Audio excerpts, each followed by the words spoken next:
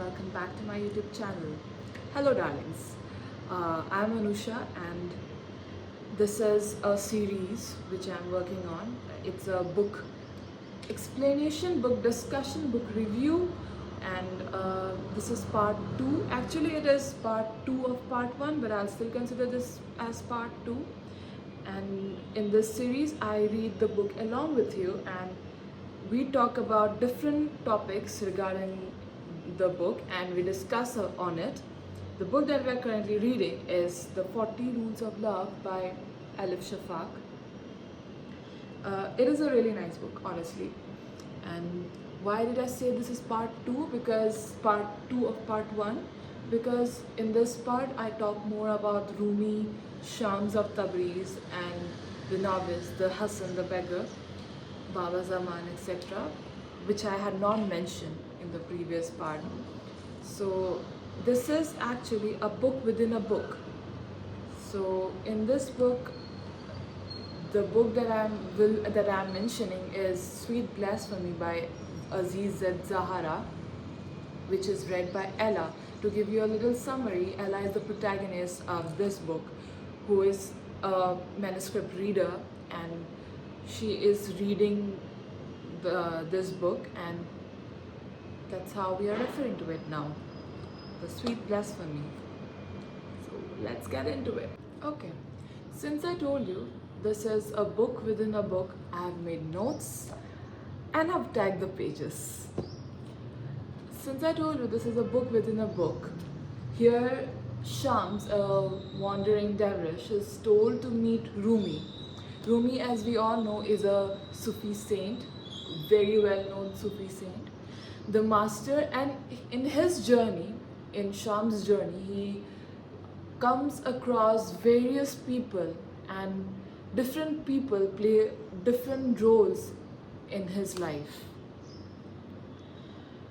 And not only he changes Rumi's perception, Rumi helps him become a great saint and a great dervish who spreads his word across the places that he goes or visits.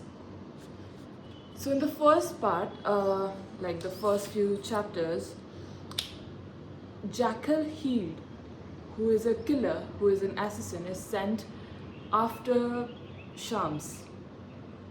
It is not mentioned why is he sent after him or why Shams needs to be killed, but in a broader perspective, Jackal Healed is very unruly as an assassin and how it is portrayed to be. But before Jackal Healed could reach him in a certain place, Shams was already on his journey to meet Rumi. Because according to some sort of prophecy, he and Rumi, if they met each other, things would change. And it was said that both Shams and Rumi were having some sort of dreams which were supposed to be interconnected, or which were very alike and had some sort of connections. So it was like a connection from God which was sent. Okay, it was always like this. When you spoke the truth, they hated you. The more you talked about love, the more they hated you.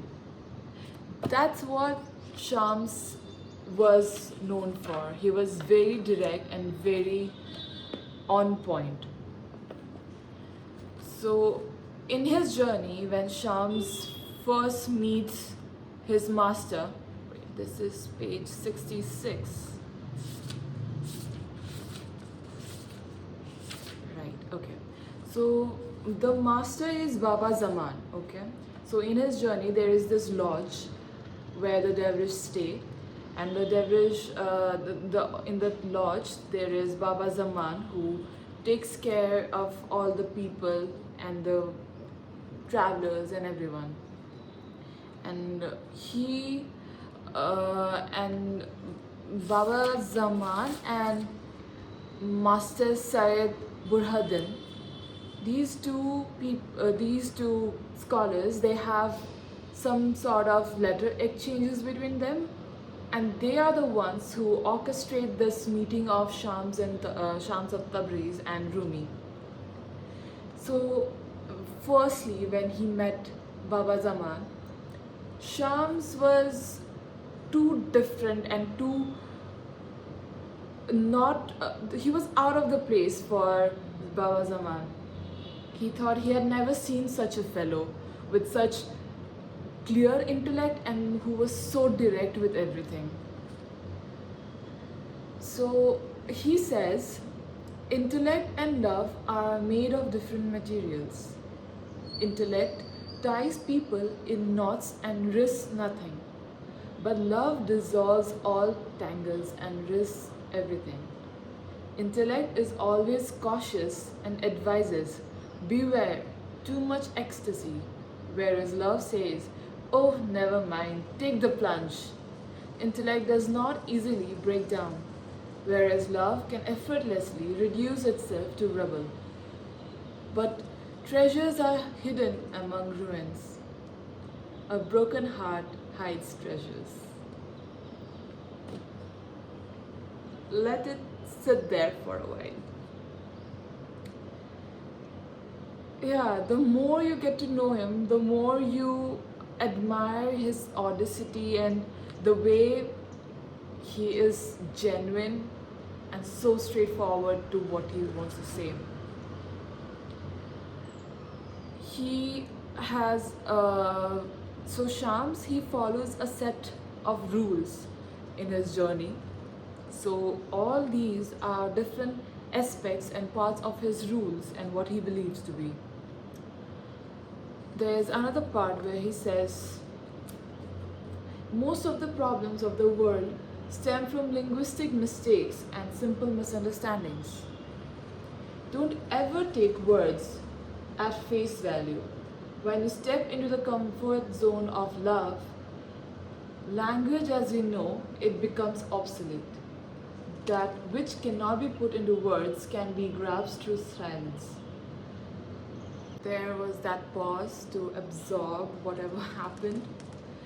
Okay, I would want to discuss this a little, like share my POV on this.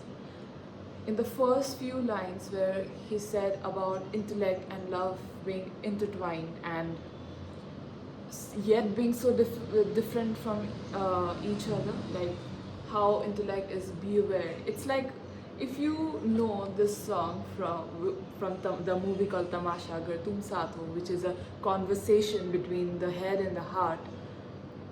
Intellect, it is the same thing here. It's a conversation or how it is different between the head and the heart. The head says beware. Head is always after taking care, being protective of yourself and always, looking out for yourself. But heart does not care. Heart never cares for you. It only cares for the people who are inside your heart. Yeah. So it might hurt you. This is why people stay in toxic relationships. This is why people stay through hardships and they stay through difficult times. And what I would suggest, like, people can have good times with everyone, but you need to find people who are worth having bad times with, And in the second part, which says, when you step into the zone of love, language, it becomes obsolete. Definitely. The first-hand example is animals. Your pets, your dog, your cat, your horse, your cows, your lamb, everything. Birds, bees, everything is out of love. You don't need a language to know that somebody is comfortable with you. It's how the body language is. And yeah, love is a very hard but very deep and important thing in life. I don't think anything happens without love. It's either love for yourself, love for your career, love for someone, love for your peace of mind, but behind every action, even though we can call it selfish, it is self-love if you see it in a different way. This is a small part where I also mentioned, right, that Baba Zaman and Master Syed Burhanuddin exchanges letters, and they orchestrated the whole meetup for Rumi and Shams. In the discussion amongst the letters, there was one line where he said, "But as we both know, God never burdens us with more than what we can bear." Which is so true. Even if you don't believing in God or not believing in God, and what kind of God is, of course, it's your personal choice. But here, since it's Sufi, they mean everything in Allah and Islamic sense. But personally, I believe that there is a bigger superpower, and that superpower can be us some days, but sometimes it is better if you think there is someone who is looking after you. You feel more comforted. And I don't think anything is not possible if we put our minds to it and if we actually work for it. That is manifestation actually. When you're working and you're thinking about it and you're actually putting in efforts, things do come out. Also, if it is also okay to not, if you are not able to do something, it is okay to leave it, because some days you need to choose yourself rather than the situation. Okay, so as I said, Shams is in Konya at Baba Zaman's lodge. Him and Baba Zaman have a lot of conversations and a lot of discussions, and in one of the discussions on page 72, he mentions that my heart tightened in my chest. I exhaled slowly, and very slowly I could not help but remember one of the rules. As I said, he follows a set of rules which helps him grow, and he understands things more as he goes forward with his journey. The rule is loneliness and solitude are two different things. When you are lonely, it is easy to delude yourself into believing that you are on the right path. Solitude is better for us, as it means being alone without feeling lonely. But eventually, it is best to find a person, the person who will be mirror, who will be your mirror. Remember, only in another person's heart you can truly see yourself and presence of God within you. If you see in the general context and even personally, I mean that there are times when I don't feel like myself in my own body, in my own skin, and you seek validation from different people, different places. So that's what you seek validation when you are lonely, not when you are in solitude. There is that difference in it. You seek to be amongst a group, accepted in a group or in social stance when you are lonely, not when you are in solitude. And when you see yourself and accept yourself in different people, you are closer to the higher being. And in another rule, he says, whatever happens in your life, no matter how troubling things might seem, do not enter the neighborhood of despair. Even when all doors are remain closed, God will open up a new path for you. Be thankful. It is easy to be thankful when all is well. A Sufi is thankful not only for what he has been given, but also for what he has been denied. This opens up such a new perspective. Being grateful for whatever has happened to you, and Yeah, life is unfair. Life is meant to be unfair. If it is fair, you will not value the good parts. It is meant to be unfair. It is meant to put you to hardship so that you know when you're in the other side that something good has happened. You will understand the difference and you will appreciate your hard work. This is why life should be unfair, which is which currently is. Okay, so in his journey of Shams, there has been certain sort of delays. He waited from winter to spring to continue his 3 month journey to meet Rumi. But then Zaman has some work and he asked him to wait for another few months, to wait till autumn. So his rejection didn't dishearten Shams because what he remembered was another rule. It was for patience. Let me read it out. Patience does not mean passively endure. It means to be far-sighted enough to trust the end result of the process. What does patience mean? It means to look at the thorn and see the rose, to look at the night and see the dawn. Impatience means to be short-sighted as not to be able to see the outcome. The lovers of God never run out of patience, for they know that time is needed for crescent moon to become full. So in other words, you can say, if you wait for a while, things will be put into the right places. You just have to trust the process. You need to trust the process for almost everything. You don't get tea directly from the leaves. You need to do the process. You need to wait, have patience till the water boils. So it is important in life to wait for things to unfurl themselves. So as I said, he left Konya and he reached Baghdad at the crack of dawn.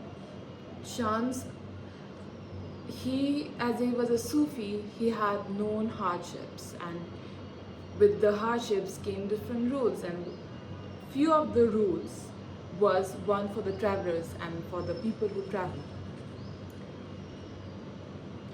East, west, south or north makes little difference. No matter what your destination, just be sure to make every journey a journey within. If you travel within, you will travel the whole wide world and beyond.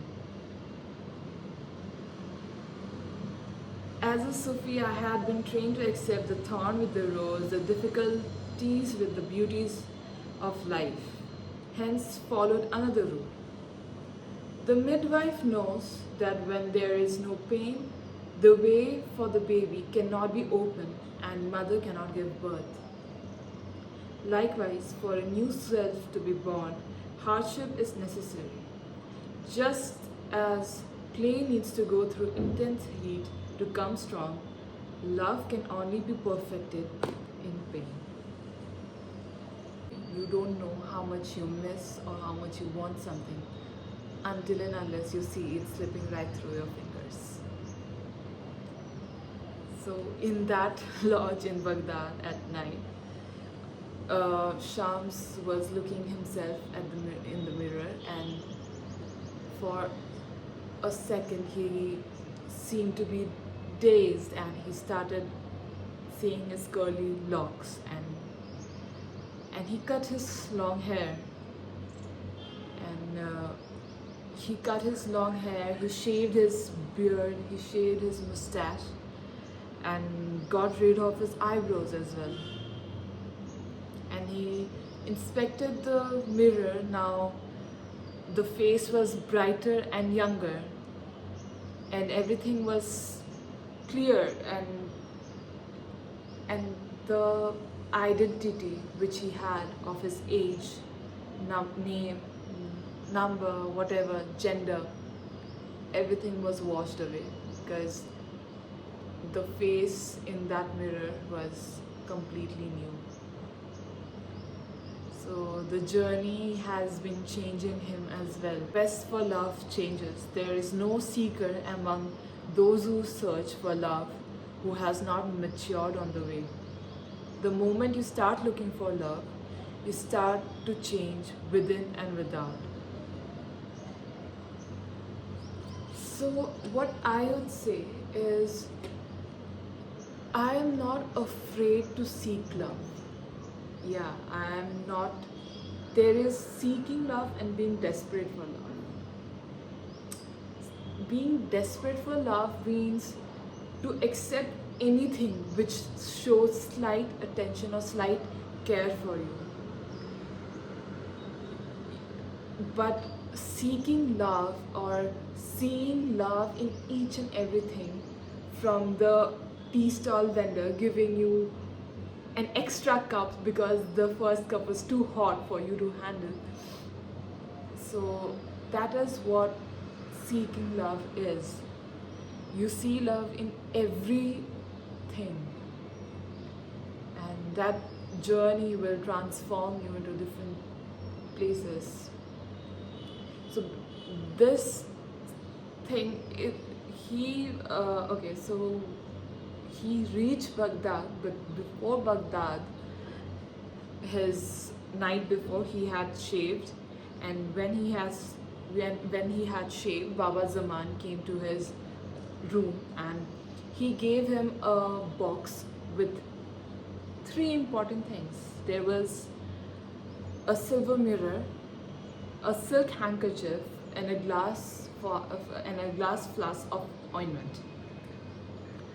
Baba Zaman says that it will be very important for him in this journey, because if you lose faith in yourself, the mirror will show your inner beauty. In case your reputation is stained, the handkerchief will remind you of how pure your heart is. And for the balm, it will heal your wounds both inside and outside. And with that, he came to Baghdad. And before that happened, there was another character who is the novice. As you know, there are a lot of dervish in a lodge. So this novice, he was obsessed with Shams, because Shams was so different and so not like other Sufis and dervishes. Now this novice, he wanted to join Shams in his journey, and he was meant to do kitchen duty, and he was not being able to do because it was a lot of hardships, and he was questioning why was he here. So at the end, he got the courage, and he built his courage to ask Baba Zaman that can he join Shams.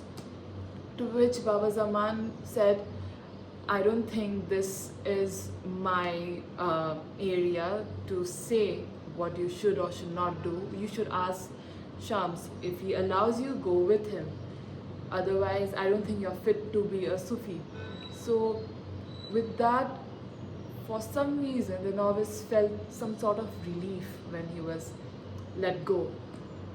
So the novice silently followed Shams on his horse to Baghdad in one of the a bazaar. He stopped Shams and said, I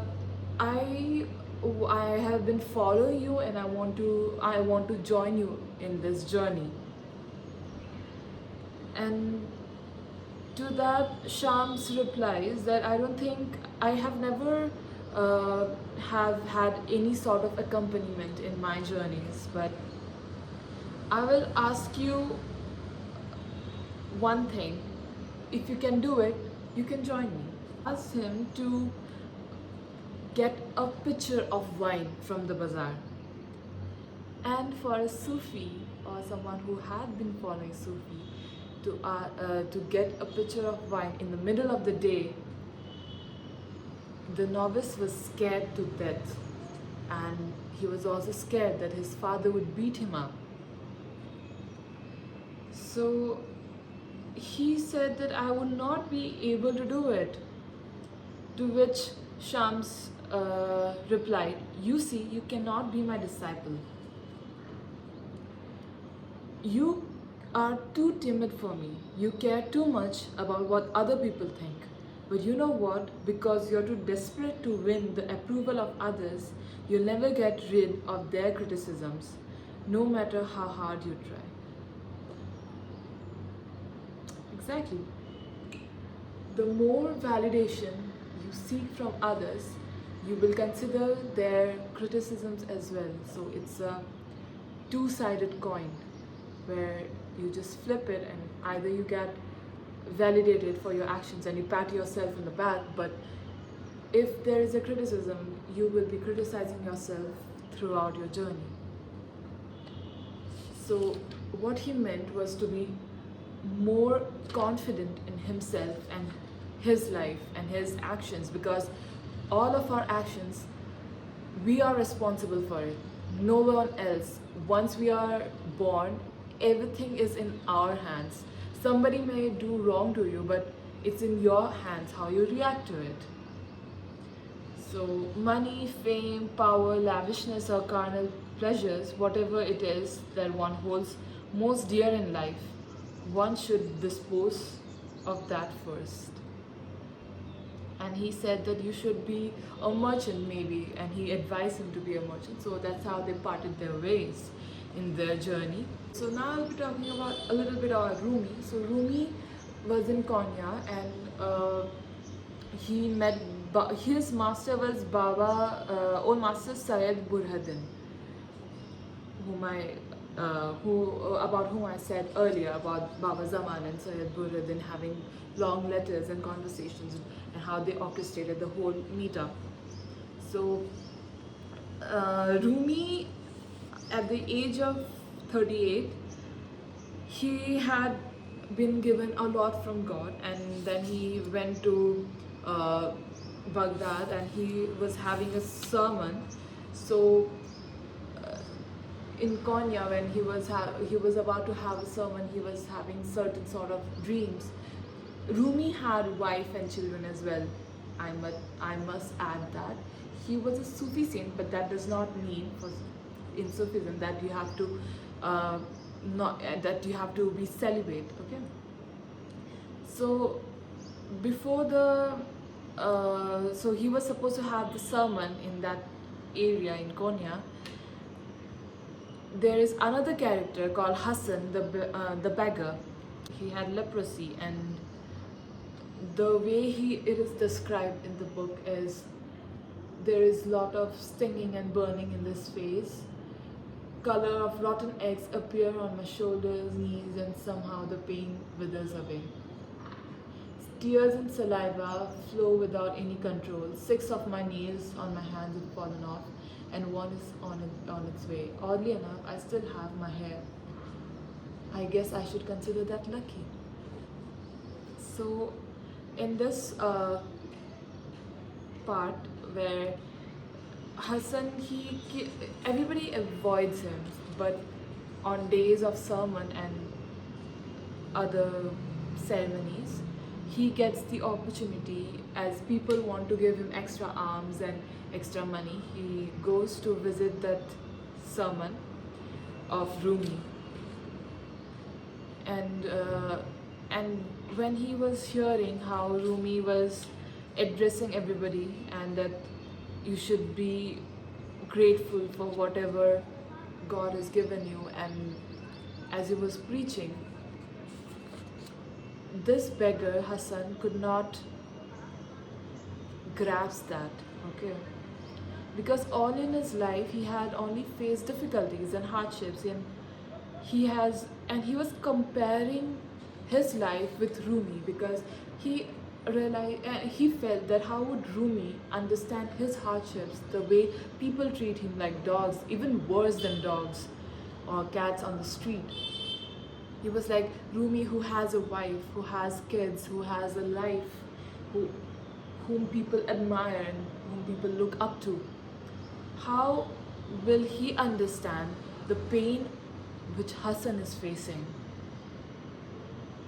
And with each question, his resentment rose, sweeping away whatever admiration I might I might otherwise have had for him. Bitter and petulant, I stood up and pushed my way out. Several people in the audience eyed me curiously, wondering why I was leaving a sermon that so many others were dying to attend. In a way, I would say comparison is a thief of joy. No doubt, Hassan was dealt with a very bad hand of cards of life. But the moment you start comparing your happiness with others, you should realize that that's the moment you give up your control of happiness from yourself. That's part 2 of Rumi, Shams, Novice and Hassan, and we will continue for part 3, and I'll talk more about Ella and her life and whatever is going on there. So see you next time. I think this video was very long. See you next time.